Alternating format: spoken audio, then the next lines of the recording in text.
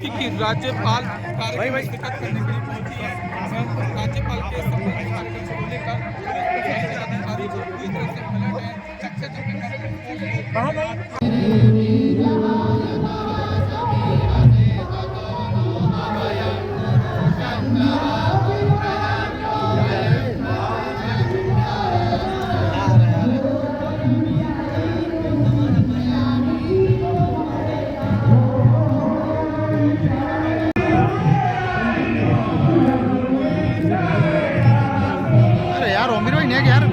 Silent हो गए।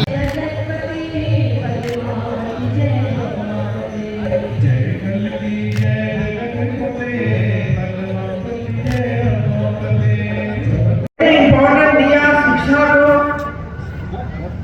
लेकिन उसी समय मुझे पता नहीं था कि जो काम मैं नहीं कर पाई, इसमें उपस्थित नहीं रह पाई, वो काम 1 साल के बाद 19 फरवरी को मुझे आना है।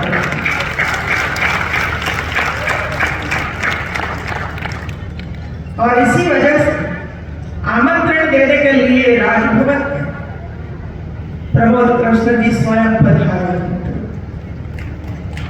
और आधा घंटा तक लगभग 30-35 मिनट तक कल्की धाम का पूरा इतिहास मुझे बताया और इतने भावुक से ये इतिहास मुझे बताते थे, मैं भी भाव विभोर हो गई थी कि 18 साल तक इंतजार करना, कितनी कठिनाइयों का सामना किया होगा, कितने लोगों की गालियां भी सुनी होगी। भाई, जिस तरह आज हमारे प्रधानमंत्री की गालियां सुन रहे हैं, अच्छा काम करने वालों को तो वही सुनना पड़ता है। और जब काम पूरा हो जाता है तभी उसको आशीर्वाद प्राप्त होता है, पहले तो वही होता है। मैं कल्की धाम के सभी ट्रस्टियों का आभार व्यक्त करूंगी कि आप सबने मिलकर सालों तक इसका इंतजार किया नहीं, लेकिन आज करके दिखाया कि हम जो सोचते थे वो भी आज हम कर रहे हैं। और मुझे तो खुशी है कि भाई रामलला का मंदिर अयोध्या में बना। मुझे तो कभी ये सोचा भी नहीं था कि एक गांव में जन्मी एक लड़की रामलला के मंदिर में प्राण प्रतिष्ठा में उपस्थित रहने का अवसर प्राप्त होता है। ऐसा अवसर कभी नहीं मिलता है।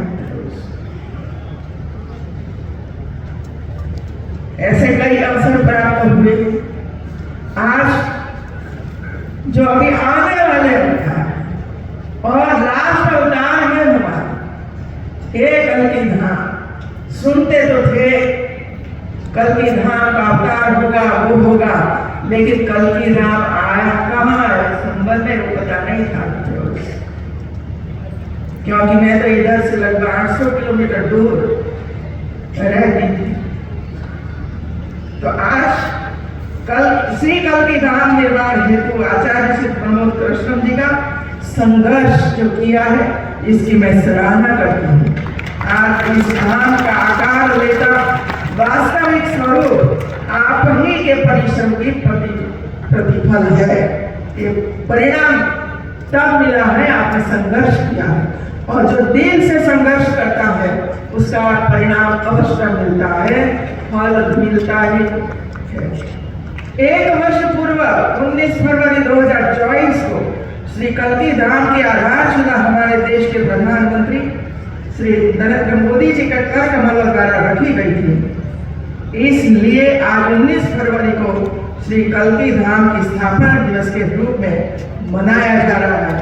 अपने आप में बड़े उत्साह और आनंद का गौरव का विषय है। श्री कल्की धाम के स्थापना दिवस के शुभ अवसर पर आज इस दिव्य धाम के निर्माण में भूस्खलन के कार्य का शुभारंभ किया जा रहा है, जो खुशी की बात है। भारत की सांस्कृतिक विरासत की समृद्धि के इस अद्भुत कालखंड में यह कार्य न केवल एक भव्य धार्मिक स्थल का शुभारंभ है, बल्कि हमारे देश और समाज की आध्यात्मिक उन्नति की दिशा में एक महत्वपूर्ण कदम भी है।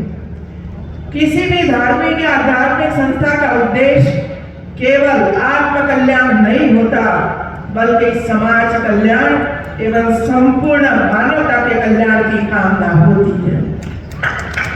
भारतीय सनातन संस्कृति भारतीय समाज का मार्गदर्शन करने के साथ साथ पूरे विश्व को सद्भाव और प्रेम का मार्ग दिखाती है। सनातन संस्कृति के वास्तविक मूल्य जैसे अहिंसा, सच्चाई, करुणा, परोपकार न केवल आध्यात्मिक उन्नति के लिए बल्कि समाज में सौहार्द और प्रेम को स्थापित करने के लिए बहुत ही जरूरी होता है। मुझे बताया गया है कि श्री कल्की धाम के प्रस्तावित सेवा प्रकल्प का मुख्य उद्देश्य सनातन के शाश्वत मूल्यों की